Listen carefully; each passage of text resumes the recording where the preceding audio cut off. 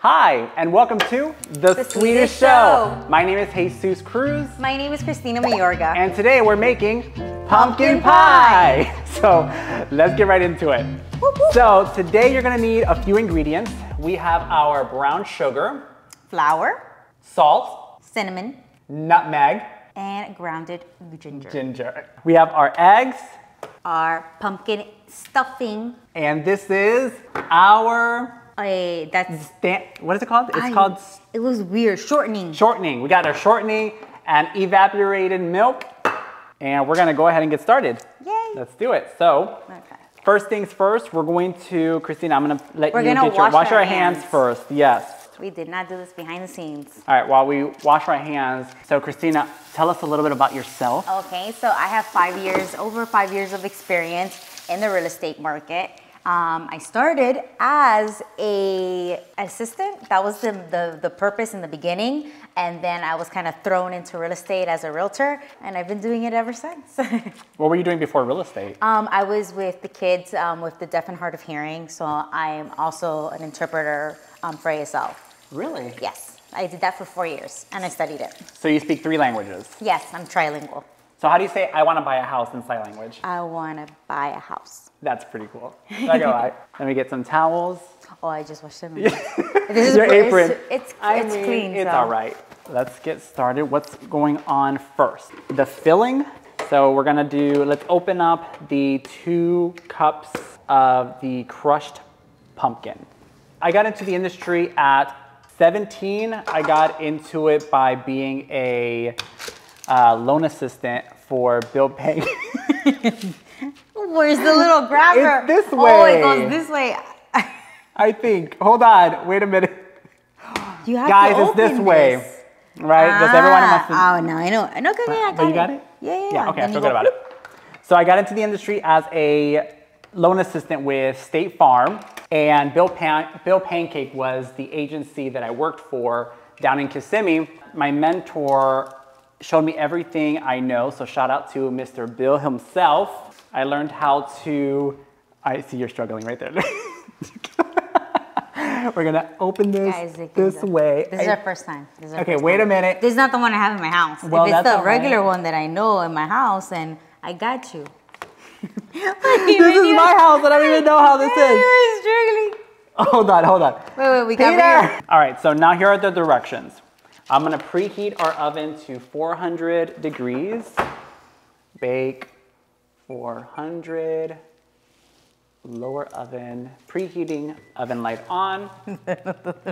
You're feeling good about that over there? This isn't working. Okay, we're gonna make the crust. Teeth are not grabbing the proper part. No, it's fine. No, look. Let me show you, Christina. Hold on. Is this really how it works? Help! Oh no, it worked. It did? Yes, it did, because now you... Oh, I see it, We are also doing a tutorial on how to use this, guys. So learn from us. We learned something new. Okay. So you're gonna do the stuffing, and I'm gonna do the crust. So you're talking about how you started, and you have been. What were the awards that you got this year? So this year, my team received an award for NAREP's Top 250 Latino loan officers, loan originators. So that's really cool, fancy dancy. And also we received, this month last month, we received the top producers. And yeah, I kind of done everything between processing, underwriting, originating, managing branches. So now I came back to my roots. So I decided that I wanted to do more originating and still being in front of people. The thing about being in ops is kind of like you're behind a screen and you really don't talk to a lot of people. And I kind of like the fact that as an originator, I'm always in front of the clients and I'm always talking to them and engaging, and the day of closing is so special. You know, it makes it that much special being able to be involved in it. Yes, as a realtor, obviously, I love showing houses. I love being nosy as heck and looking at different houses and seeing how they have it decorated and everything. It's always good to go to new constructions and see kind of like what is in style at the moment and everything. But also it's great to see, you know, houses and get different ideas about what are people doing. I love that part of the process. But obviously closing is very special and near dear to our hearts because it's, you know, we get to the finish line, it's happening. And I predominantly work with buyers, and in that, first-time home buyers. Today, we're gonna be focusing on talking about the first steps. So when you're curious about buying a house or when you're just starting, usually what we do is the buyer's consultation. That might seem super intimidating for some people. They're like, well, I just have a few questions. I'm not sure. But in reality, all it is a conversation between you, the realtor, and sometimes the lender ends up coming up. And it's good to have that conversation or a game plan. I always like to tell people that if it's not the moment for you, if we determine that by the end of the conversation, then the next thing is this is going to be a game plan. Because maybe you're not available or you're not able to buy right now, but you can buy in 6 months or in 3 months, and we can create that by having that conversation, that frank conversation with your loan officer and with your realtor. So like, if you were to say you're having a buyer's consultation, like what should the client bring for that consultation? Usually if they have their documents in order, that's always a plus. And if they want to go ahead and bring their ID, and if they're W-2 employees and they want to bring their last 2 years of taxes, and that's always a great thing. And if they have access to their bank statements, because now everybody can do everything online. Virtually, yeah. So you can just go ahead and print that at home, the last 3 months or 2 months of your pay stubs, bring that and bring the bank statements. So that's always good if you can bring that ahead of time and be a little bit more prepared. So you did 2 cans of those. I'm gonna do 1 cup and 1/3 of a cup of flour while you're doing the filling. Yes. I'm gonna do this. And then what's next for me? So after that, you're gonna I think I have to put an egg, right?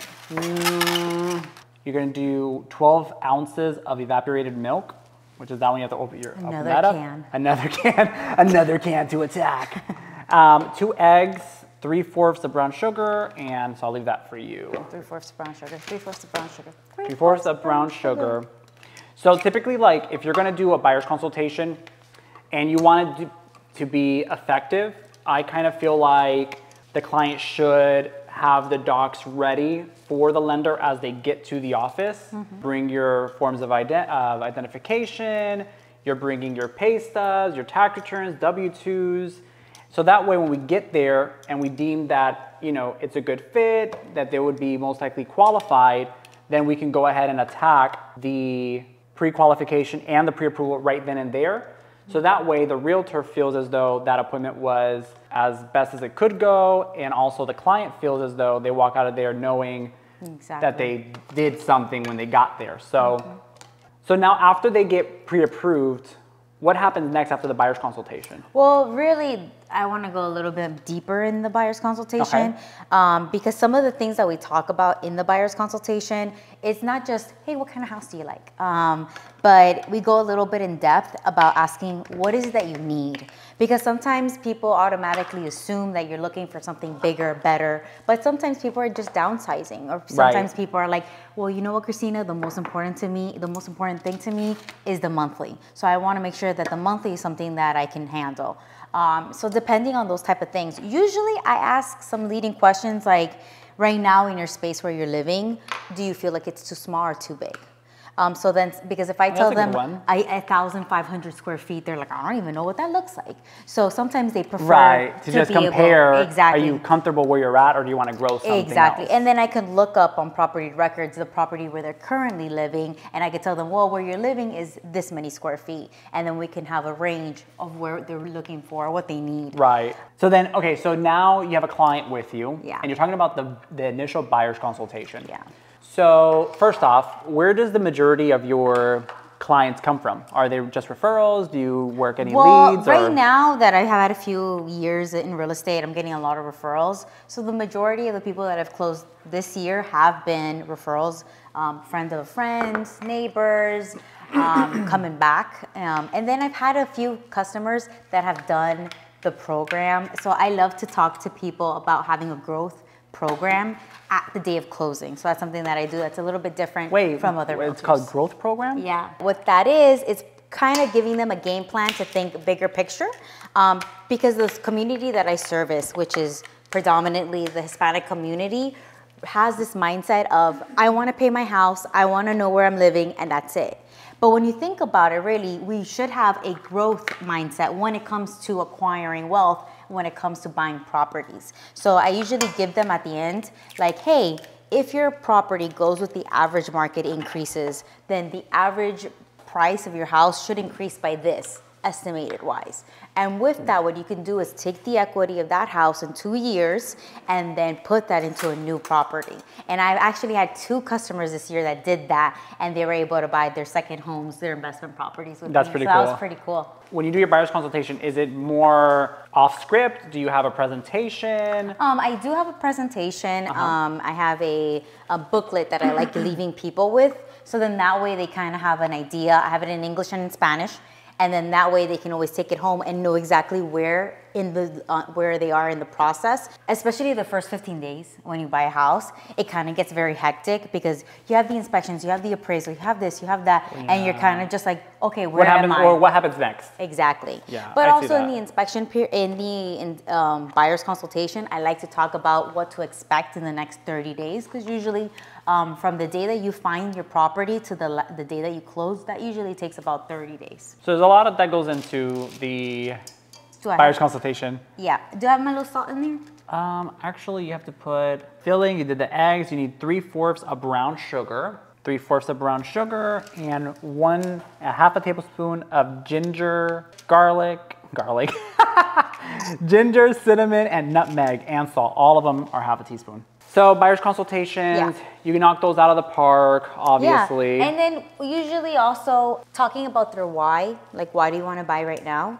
And why is it important? Why is it important? Why do they want to buy right now? Because technically, you know, you could have bought a year ago or 2 years ago. Why now? And usually that's what I like to know because then I could get their motives. So I can know, hey, I have, you know, the end of my lease ends here. So I have to come up with a house now or in the next 3 months. So it helps engage that. And see how serious somebody is, because if they tell me my lease isn't up until 1.5 years, well, you know, you're going to be a little bit more relaxed when it comes to finding a home. And what are you hearing now in your buyer's consultation with the market the way that it is? Right now, I'm hearing people that they're tired of paying rent. At the end of the day, like that is the main point that people are like, I understand that when I'm paying a rent, I'm paying 100% interest. So no matter where the interest rates are, I know that that money is like I like to say it like it's like a forced savings because the house, you can always take the money back if need be, if an emergency happens or something.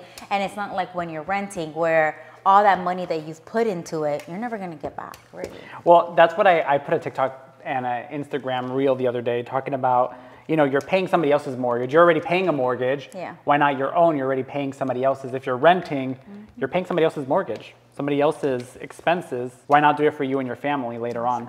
So what so are you following anybody like, I know like Tony Robbins, Ramsey also is talking about. I'm actually going to that conference in West Palm tomorrow. What? So that's pretty cool. Yeah. I've always wanted to do something like that. I haven't gone to anything thus far this year just because of the craziness of the market. I haven't really put that time, but I really should do some developing because well, that was my year motto. Like this year, I took a hit in production and I didn't produce as much as I did last year, but with the idea or with the acknowledgement of knowing that I'm investing in myself, because what you learn, you can never take away. Also, you always want an agent that is well-rounded and that puts time into education, because sometimes people are so focused on production, but they don't understand, hey, there's new ways of doing everything. And in learning and masterminding with others, you can find different tactics and different programs that might help out your customer. Also, something that I like to talk to with my customers is the no-nos during the buyer's all time. the things that can go wrong. All the things that can happen.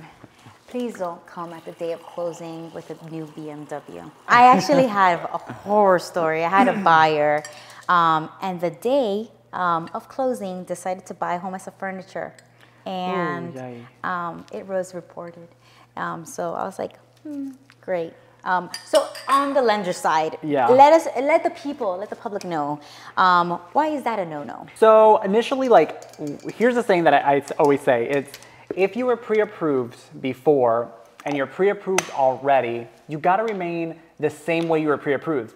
So that's a really great way to think about it. Like if I were to issue a pre-approval today and that pre-approval is good for 300,000, you gotta remain your credit the same, you gotta remain your income the same, don't be changing jobs, don't get all because you wanna save $10 at TJ Maxx.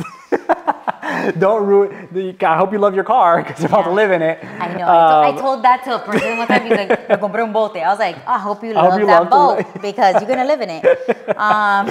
Yeah, I mean, the truth is that initially when you're out and you're looking for a house, you really want to remain the same from the get-go. So you don't want to change it up. I have one, I actually got a call before shooting the show where the client called me and was like, oh, so they were like, oh, can I do a loan for my down payment? I'm like, okay, first off, great idea. I love how innovative everybody is lately to get out there and find some different results and find the funds. The problem with that is that, while yes, you could, but the problem is that you have to use that towards your debt to income ratio. So sometimes getting a $10,000, $20,000, $30,000 loan sounds good because you're able to use that for your down payment and closing costs. The truth is, the problem is that that monthly obligation has to be counted towards your DTI. So like, for example, down payment assistance, that's no different. Down payment assistance is a personal loan. When you think about it, it's a secured loan, but it's a personal loan that people obtain. And so a lot of people, what they do is they're thinking about ways that they can come up with appraisal gaps, closing costs, down payment. So when we talk about the buyer's consultation, that's one of the 10 commandments that we say in real estate, right? Yeah. Like, don't change jobs, don't acquire any new debt, Don't co-sign for anybody. Oh my God, yes, don't co-sign. All because it's not your debt doesn't mean that it's on your credit. My name's not first. I was like, that's not how it works. works. But that's not how that works, guys. Not how that works. This is your whisker. Whoa, we're cool. I thought I was gonna have to do that by hand. No. 10 commandments, we're talking about the things that can go wrong, right? There's also a misconception about not changing your jobs during the process. And I think that that's something that a lot of my lender friends are watching this video and like, oh my God, don't ruin my transaction. But the truth is that if it puts you in a better position, we don't want you to miss out for you and your family, right? So for example, you're currently working at Walmart and then you get a job working at CVS as a manager. Okay, that's awesome, right? You're gonna get an increase in pay. That's perfect. Then let's do that, let's get that raise. Let's get that rolling because the truth is, one, that can help you qualify a little bit for more, and potentially that can help you get better financing, lower DTI. What would you say as a lender is the hardest thing in the process? You're like the whole thing. Everything's a mess. No, I think that the hardest thing is managing. There's like over 30 people in the transaction, and I think that it's managing everybody. As a lender, I think that people think that we're just in front of a computer, just hanging out, but we're also giving updates to you guys. We're scheduling appraisals. We are contacting insurance companies to get the best deal for them.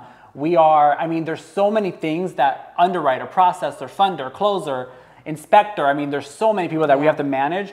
And while yes, we can handle a lot more because we do have the capability of being in front of a computer, the problem is that, when you're doing 30, 40, 50, 100 families all at once, we try to basically do as much as we can to stay afloat, especially during these crazy times with the rates and the market the way that it is.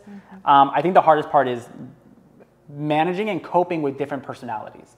There's some realtors out there that are very they trust you and they know that once I give a file over, I'm not gonna have any issues later on. So they're like, boom, bye. Yeah, literally. They're like, and not even that, their transaction coordinator is the one that even sends us the contract. They're like, gotta go, which is fine. We're okay with that, but then sometimes we really have to get them involved. Yeah. So sometimes, it's or sometimes you have people that are too involved, that are like, what's happening today? What's happening today? Yeah, what's happening today? I imagine that. I'm not that. I'm not that. Well, yeah, because Initially, Wait, I'm not that. I mean, no, you're not. No, you're not. No, you're outta good. You're here. good. You're good. Well, I'm saying that a lot of people, when they are initially starting off with a new lender, that's normal. We anticipate it. That, you know, they trust, you know. Some people don't have, they have trust issues. Yeah. So You could definitely see that. yeah, the trust issues like, oh, are they really calling my client? Are they really giving them the treatment that they really want? So when we're talking about buyer's consultations, I'm interviewing also at that time the realtor's ability to mesh well with us, right, as a lender, right? So if I'm doing a buyer's consultation, we're talking to the buyer, but at the same time, I'm looking at the realtor of what they're doing. Are they well prepared? Do they have a presentation? Are they giving them accurate information about the loans, about the process? And so with us, I always like to be present in the buyer's consultations because it allows me to do my 2 cents. I have a story that I'm gonna tell you. Go, story time. Story time. So I had a client that got under contract, and the realtor gets the contract, we're getting it rolling. They're not very familiar with the down payment assistance. Of course, we would love to be everywhere, you know, all at once as a lender. You know, we always want to be everywhere we can, but sometimes we rely a lot on the realtor to give accurate information. Well, this realtor is seasoned, they're rocking it. I have no doubts in her ability. When I got to the underwriting part of the file, I called the client and I'm like, hey, what's going on? Like, where are your funds, you know, truly coming from? I don't see that we're getting any seller credit. They're doing down payment assistance. And the realtor was like, oh, well, the closing costs are only 2.5%. So the down payment is covered. Down payment assistance covers the down payment.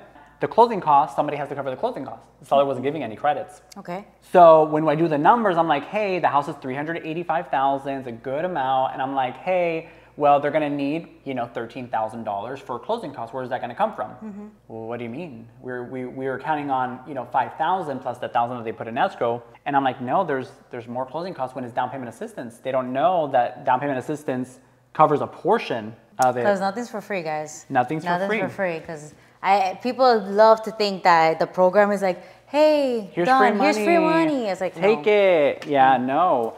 It's actually the opposite.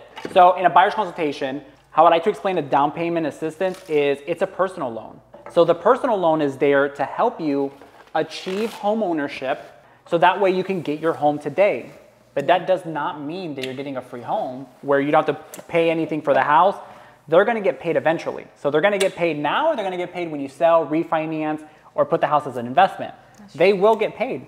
Ultimately, when we're looking at it in the standpoint of, do they understand those terms? Do we understand that has to be paid? Some people are like, hey, I don't have the money today, but I'll have it tomorrow, you know? I understand in the realtor's point of view, because sometimes even I am like, I don't like to be in the room when they're talking numbers sometimes. I'm like, it's really awkward. I can imagine. But it's just because we understand that it's very sensitive information, and it's, you know, your numbers, it's how much you've earned. And that's why usually I tell people, if you have a realtor in your family, a realtor Titi, we have the Titi program where we can refer her something so that she can be happy and still invite you to the family reunions. But at the same time, you don't want to be in the position where you're kind of exposed, you know? Right. And especially when you're buying a house and everything, you have to make sure that you trust the people. And that's why I like to do buyer's consultations and ask those things in person instead of over the phone. Because usually when I make the first contact with my customers, it's over the phone. And obviously it's just a voice on the phone, and there's a lot of scams out there. So you want to make sure that when you're in the place, you want to make sure that you see everything, you see the logos, you're having that conversation.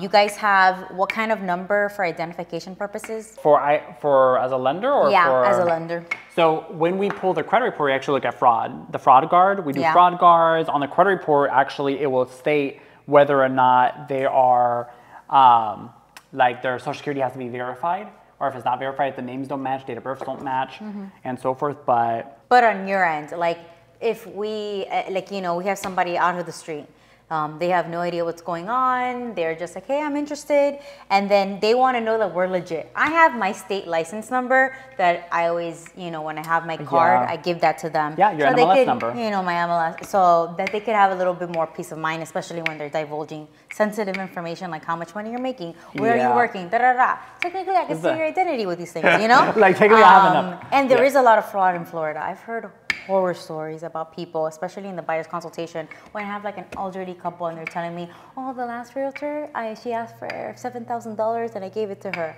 God. I've had lenders charge credit report fees, but not just because you pull your credit report, but they are also have their own side hustle where they have a credit repair company. You pay them $500 and they say they're gonna run your, they're gonna fix your credit, and then boom, they're gone. They're out of here. And it happens. And it happens frequently. There's a lot of that stuff that happens. So definitely do your research when you're even with us. You know, do your research with us. You can look us up everywhere online. We're pretty much anywhere on social media. Yeah. And you can see our testimonies, our reviews, how we did, and yeah. You want to turn that bad boy on? Yeah. I wanted to wait for you to. Oh, yeah, turn it. You have to. There we go. Do it on medium. Which is number 4. Number 4, yeah. Oh my God. This machine saved me like 4 hours. 4 hours. That smells so good. Yeah. Oh I wish we had smell-o-vision. Smell-o-vision? Yeah. That was like a thing in Nickelodeon in the 90s. Nope, don't remember smell-o-vision. Yeah.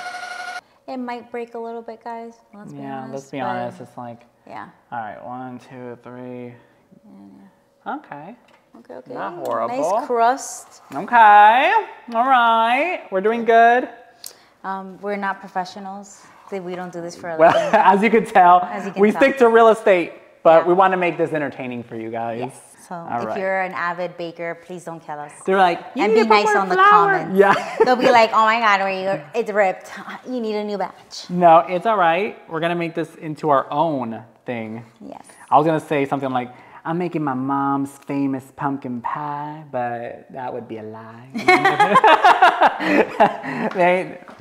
Does your family have any special desserts? Yes. So my mom has like this go-to dessert that she does, and it's like marshmallows and like this cream, so it comes out like very soft and gooey, but she puts like a can of fruits. And that's why I usually don't eat it, because the can of fruits, I'm like, no, thank you. But it's like pears and peaches. Everybody else seems to love it, and it's like a thing that everybody always asks her for it. But I don't really know the name of it. So it's not like a what's it called? The casserole? You know, how sweet casserole where they put the marshmallow on top, and it's not that one. No. It's like straight up, like in a giant bowl, marshmallows up the yin yang with like this. I'm assuming it's like kind of melted in, but I know it's cold, and then they have it like in a little cup. Yeah. So we talked a lot about the buyer's consultation. Yes. So how do people schedule a buyer's consultation with you? So usually you can go ahead and click my link. My Instagram is The Sweetest Realtor. And in The Sweetest Realtor, in the bottom link, there's a calendar there. So you could just click there where it says book appointment, and then usually we go from there. And how about you? Directly to you. Okay, literally. If they're going to me, they're going to you, but just in case. Literally it's the same thing on my page, Home Pride Lending. You just go into our link and there's a way to book our appointment there. You can book a video in person, over the phone, however is easiest for you and your family. We're ready to rock and roll.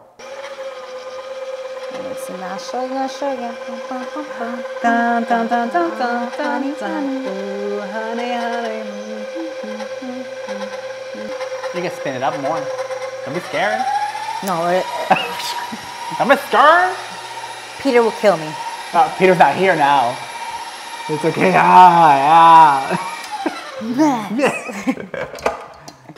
All right, so we're gonna. They don't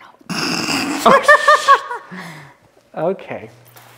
All right. So I thought Peter wasn't here. He's not here, so it doesn't matter. But you know, just in case he wants to walk in, I don't get in trouble. All right. So now we're just gonna pour this in here. Yeah, I think it's a lot for the roundness that we have. I think we're so good. I think just put it, eyeball it. We're gonna eyeball it. Yeah. All right, guys. Until your soul tells you to stop. Here it goes.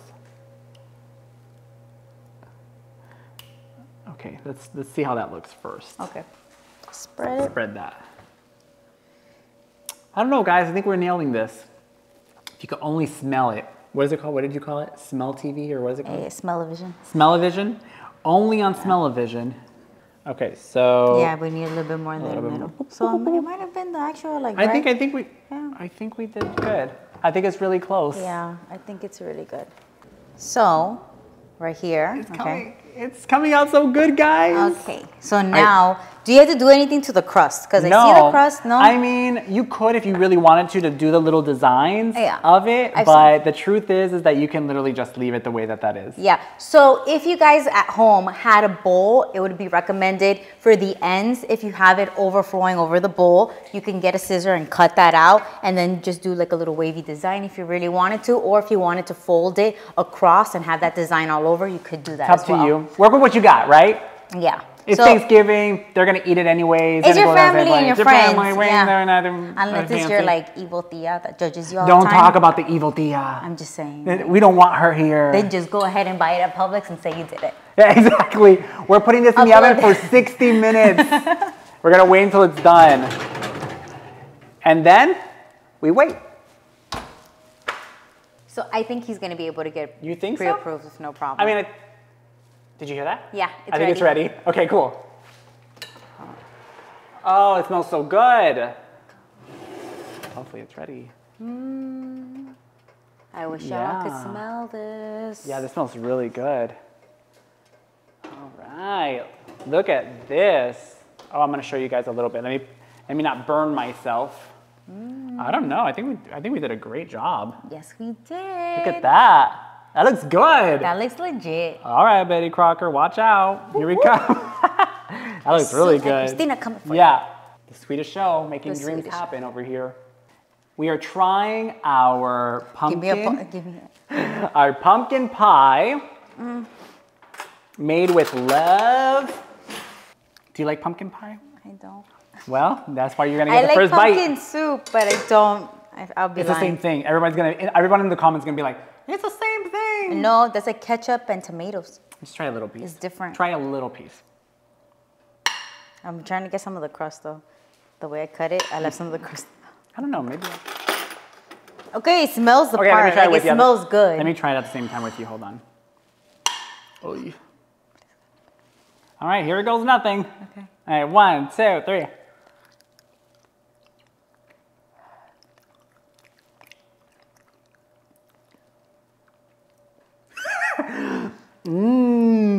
Yummy. It tastes a little bit like baby Gerber. You're having another bite, so I'll try another piece. I'm also really hungry though, I'm not gonna lie. I'm gonna try another filling though. I feel like I think that if we had the little, like in the videos, because we might have seen this online, people had like a little scoop of like something like sweet. I think if we had like a little dollop of ice cream or something like that, then we'll be fine. Because then... Okay, the filling is not even that bad. My Valentinos. My Valentinos. Did you see that? Did you see the Instagram? What do you want? The towel? You got Valentino in my lipstick in my Valentino. Oh my god. I don't know. I think I like the filling. Yeah. Yeah. I feel like if we had like a little bit of whipped cream, it would be solid. A little bit of sugar. Yeah. I give it a solid. I give it a solid 7. Like if it had the sugarness, because I love sugar stuff. 7? Dang! You say no? Not 7. Why? Honey, I give it like a 5 or 4. Mira, I say it's 7. I back up my word. For a woman that doesn't like pumpkin pie, so, you know, if you're a lucky client of ours that's going to get a... You're out there, you're one lucky customer. Yeah. So you have the rest of this one. No, thank you. Okay. As you can clearly see from us making this delicious pumpkin pie, we are not professional bakers. I'm a realtor. And I'm a lender. With that being said, if you're looking to book an appointment with us, you can follow us on Instagram at Home Pride Lending. And my Instagram is The Sweetest Realtor. So please remember to hit the bell and subscribe. Follow us on Instagram. And comment and share. And comment and share. Yeah. No. Yeah, because that's how we're gonna get likes. And this is how this is gonna work. Okay, fine. Yes, like Christina said, follow, share, comment, and ring the doorbell. Blow this up. Ring that doorbell, ring that doorbell. All right. We're gonna help you buy a home. I promise, way If better you than qualify. this. Well, even if you don't, we'll give you a game plan. This is true. Yeah, we're here for you. Bye.